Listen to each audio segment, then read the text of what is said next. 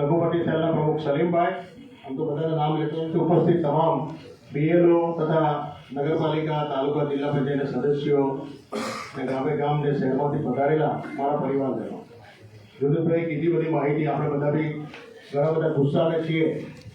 કાર્યક્રમ બી બધા બહુ મોટી સંખ્યામાં આવીને આપણે કલેક્ટર સાહેબ ઓફિસે કાર્યક્રમ કર્યો. સ્વાભાવિક છે જે પ્રમાણે ચાલી રહેલું છે ભરૂચને ટાર્ગેટ કરીને 90,000ની આસપાસ 7 નંબરનું ફોર્મ ભરીને વાંધા લીધા છે.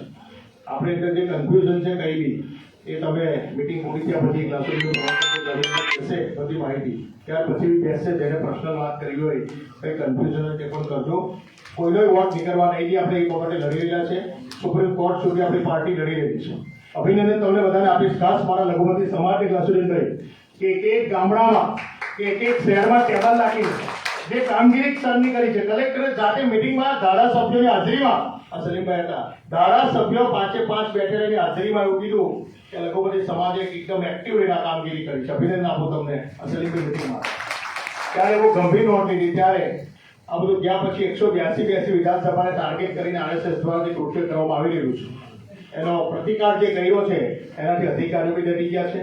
અધિકારીઓ દ્વારા જ આપણને માહિતી આપવામાં આવી છે અને એ બાબતે આપણે આગળ લડાઈ પણ લડીશું. પણ કોઈનોય મત ના ઓછો થાય. જે સાચો છે, ખોટો એને કાઢેલો કઈ વાંધો નથી, આપણો મત ના નીકળે એના માટે આપણે જે કક્ષાએ લડવાનું થશે એ કક્ષાએ ટેકનિકલ રીતે આપણે લડીશું.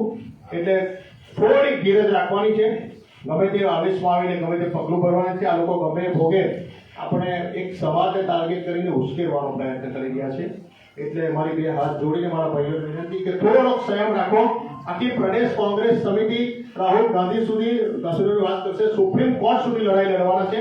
થોડીક ધીરજ રાખો, ત્યારે આપણે સૌ સાથે મળી અને આ પ્રક્રિયામાં હજુ પણ જે ક્લાસરૂમ માર્ગદર્શન પ્રદેશ સમિતિનો હોય એ પ્રમાણે આપણે ભેગા મળીને આગળ લડાઈ લડીશું. એ જ અભ્યર્થના સાથે આપણે ક્લાસરૂમનું માર્ગદર્શન લેવાનું છે. તો એમને વિનંતી કરીશ કે તેઓ આપણે માર્ગદર્શન આપે.